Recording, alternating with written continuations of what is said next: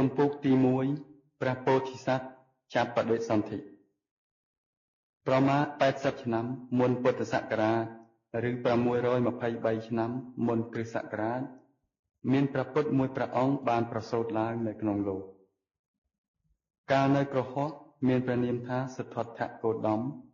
សិទ្ធៈជានាមខ្លួននិងគោតមជានាមត្រកូលរបស់ព្រះអង្គក្រោយមកក៏បានប្រែជាព្រះពុទ្ធមួយព្រះអង្គដែលមានមនុស្សយ៉ាងតិចក៏8កោដនាក់នៅក្នុងពិភពលោកគោរពបូជា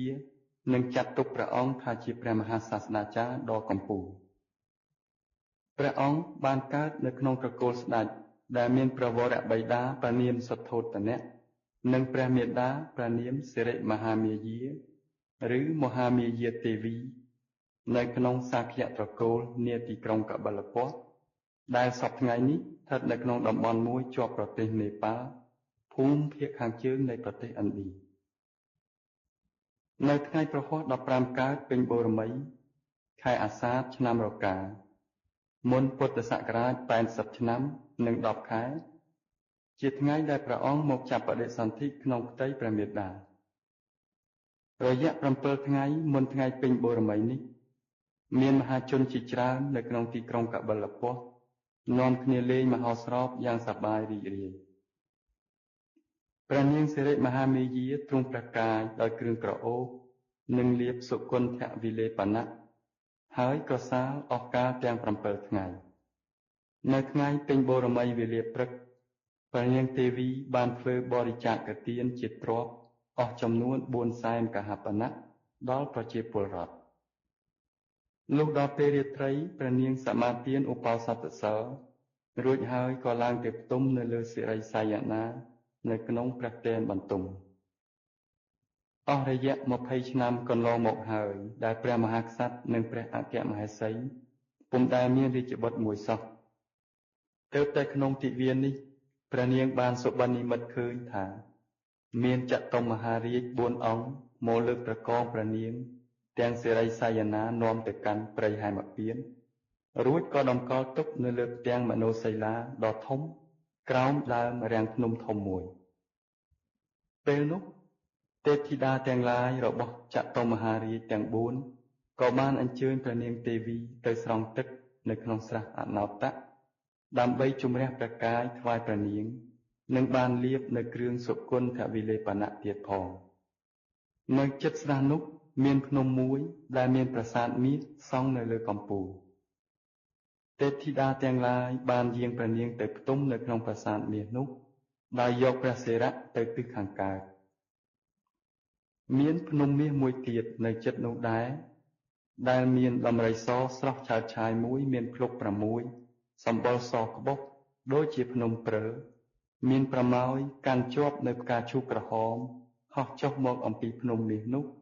ដោយមានក្រុមអ្នកភ្លេងនិងអ្នកចម្រៀងប្រគំបទថ្វាយព្រះពរហែហមយ៉ាងកក្រឹកកក្រែងតាមមកជាមួយផងពេលចុះមកជិតដល់ដំរីសនោះក៏ដើរសន្សឹមតម្រង់ទៅកាន់ព្រះនាងទេវីដែលកំពុងតែផ្ទុំនៅក្នុងប្រាសាទមាសនោះដំរីសបានដើរប្រទក្សិណ3ជុំមុននឹងដាក់ផ្កាឈូកក្រហមនោះចូលទៅក្នុងព្រះគភ៌របស់ព្រះនាងដំរីសក៏ហាក់ដូចជាដើរចូលទៅក្នុងឧត្តរប្រទេសខាងស្ដាំរបស់ព្រះនាងទេវីដែរក្នុងគ្រានោះឯងព្រះនាងហាក់ដូចជាមានភាពសុខស្រួលនៅក្នុងព្រះចិន្តាកើតមានសេចក្តីរីករាយយ៉ាងខ្លាំងព្រះនាងមិនបានចាប់អារម្មណ៍ថាមានការពិបាកផិតភ័យឬក៏ឈឺចុកចាប់អ្វីសោះឡើយបន្ទាប់ពីនោះមកព្រះនាងទេវីក៏តើមឡើងដោយមានព្រះហឫទ័យសោមនស្សរីករាយនៅក្នុងបរមសុខពេលយាងចុះពីព្រះទែនបន្ទំមកព្រះនាងនៅតែឮសូរសំឡេងដូរដន្ត្រីនៃសុបិនផ្ទាល់មិនដាច់សូរនៅក្នុងព្រះសោតាដោយមិនចង់សំងំលាក់ទុករឿងនេះដល់ថ្ងៃស្អែកឡើយព្រះនាងបានយាងទៅបង្គំគាល់សួរព្រះបាទសទ្ធោទជាព្រះស្វាមីនៅរឿងសុបិននិមិត្តដ៏ចំអស្ចារ្យនេះភ្លាមព្រះរាជាទ្រង់កោតស្ញប់ស្ញែងនៅរឿងសុបិនដ៏ចម្លែកនេះណាស់ស្អែកឡើងព្រះរាជាទ្រង់ត្រាស់ឲ្យរាជបុរសទៅអញ្ជើញអស់ពួកព្រាហ្មណ៍មកគុនគូកាត់សពនោះថាតើមានន័យយ៉ាងណាដែរ ពួកព្រាហ្មណ៍សោតក៏ទូលនៅទំនាយតាមប្រការដូចតទៅនេះថាបបិទ្ធព្រះសម្បត្តិទេពព្រះអង្គម្ចាស់ក្សត្រីនឹងប្រសូតបានបុត្រាមួយព្រះអង្គដែលនឹងប្រែទៅជាអ្នកដឹកនាំព្រះរាជាណាចក្រដ៏ឆ្នើមហើយព្រះរាជកុមារនឹងមានវាសនាធ្វើជាព្រះចៅអធិរាជដែលមានអធិនុភាពខ្លាំងពូកែអាចដឹកនាំសត្វលោកគ្រប់ទិសទាំង4យ៉ាងល្បីល្បាញឬក៏នឹងប្រែទៅជាមហាសាស្ត្រាចារ្យដ៏កំពូលដែលនឹងអាចដឹកនាំសពសត្វទាំងក្នុងឋានសួគ៌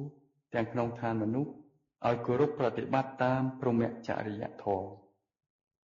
បបិទ្ធមហារាជនគររបស់យើងរងចាំអ្នកមានបុណ្យបែបនេះកើតឡើងជាយូរយារណាស់មកហើយ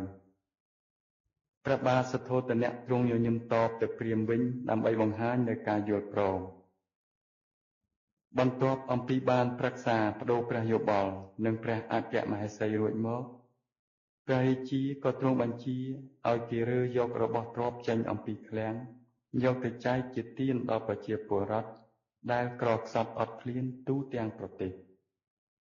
ការធ្វើដូច្នោះបណ្ដាលឲ្យប្រជាពលរដ្ឋនៅក្នុងនគរ